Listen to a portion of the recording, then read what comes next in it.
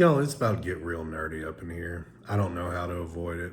The only thing I can do is mitigate it by taking my shirt off and hitting my vape. So let's get into it. I brought notes. We're talking about divine simplicity. This is a system killer. We are going to discuss divine simplicity as understood by Reformed thinkers. This is something that is a confessional commitment of Westminster. We're going to look at how Bavinck and Turretin have discussed divine simplicity, and then we're really going to see why this leads to very, very, very difficult situations. And you can't just throw mystery at it, because mystery doesn't resolve contradiction. All right. Westminster describes God as a most pure spirit, invisible, without body, parts, or passions. He is non-composite. Okay, so what we're going to see is this leads to his attributes being identified with his essence, his will being identified with his essence. There is no distinction between these. Now, his acts are said to be ad extra. They are not within his essence, the way that Actus Purus would have God's actions identical with his essence.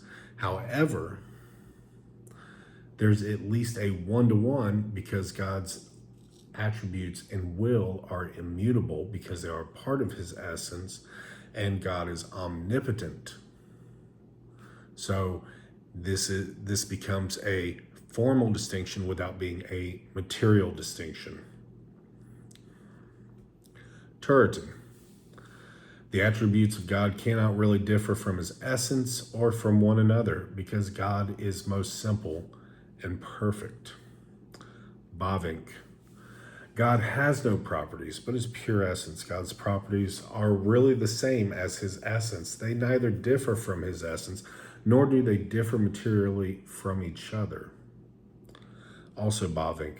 Scripture tells us not only that God is truthful, righteous, living, illuminating, loving, and wise, but that he is truth, righteousness, life, light, love, and wisdom.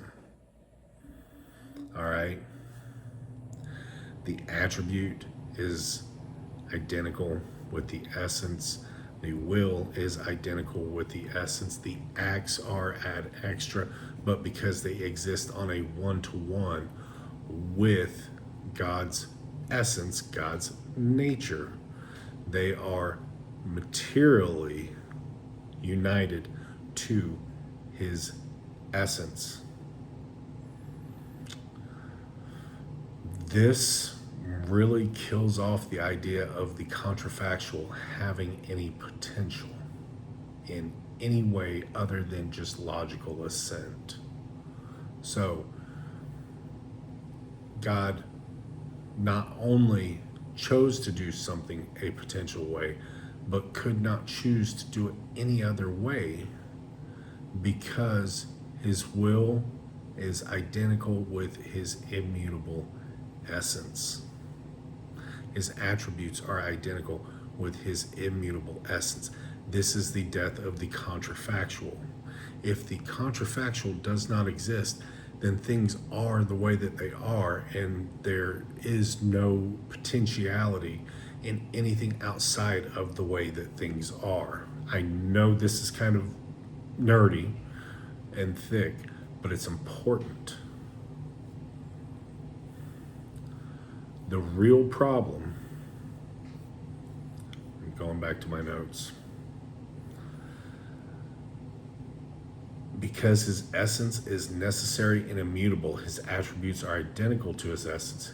His will is necessary and immutable in the same way. That means his actions follow of metaphysical necessity rather than from a truly free choice. All right, once again, there is no contrafactual. God could not have willed differently. Where this becomes a system killer is when it comes to evil. Evil has traditionally been defined as a privation of the good. All right? This is a great definition because it does not give evil an independent ontology.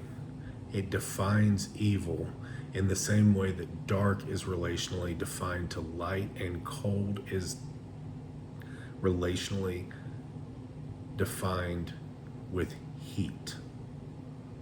Evil is relationally defined with good. Because it does not have a separate ontology, it cannot be placed anywhere within the essence or character of God. However, if the contrafactual does not exist, you cannot talk about evil as a privation of good, because no greater good can exist. There is no potentiality for greater good to exist. Evil and good can coexist, but there is no scenario in which the contrafactual of evil not existing and maximum goodness existing within this instance, in which that has not already been realized, does exist. This gives evil its own independent ontology. It makes evil a created quantity in the same way that you would make any other category a created quantity. All right? Just as light is created, evil is created. The problem is that if creation is an expression of who God is, where does evil come from? You can't even arrest this to a post-lapsarian world, because evil enters into the garden before the fall. Evil is present in the choice of Lucifer and the other angels to rebel against God. Evil exists. And if no contrafactual exists in which evil doesn't exist and it's maximally good, then evil cannot be a privation of what could never exist. Let me give you an analogy. You have never owned a unicorn. You have been deprived of owning a unicorn. That's silliness. You've never ridden a centaur. You've been deprived of riding a centaur. This is silliness because the potentiality for that does not exist. You cannot own a unicorn because unicorns do not exist. If you cannot own a unicorn, then you have not been deprived of ownership of a unicorn. You don't own a unicorn because nobody can own a unicorn, because it is not a potentiality. You haven't ridden a centaur because nobody has ridden a centaur, because of the lack of potentiality. If the contrafactual does not exist, there is a lack of potentiality for evil not to be present there, for a maximal good to exist. I don't know what you're going to do with that. I really don't. To me, if evil is allowed to have an independent ontology, you have to wrestle once again anew with theodicy. You have to wrestle with how something is created, which is not found within God or reflective of any attribute of God at all. How can you give a justification for evil to exist in a way that it has a positive ontology? I don't know. Not my problem. Essence Energy's boy over here. Anyways, leave it in the comments, guys. You think I'm stupid? Tell me to put my shirt back on, whatever. Leave it in the comments, and we'll see you on the next one.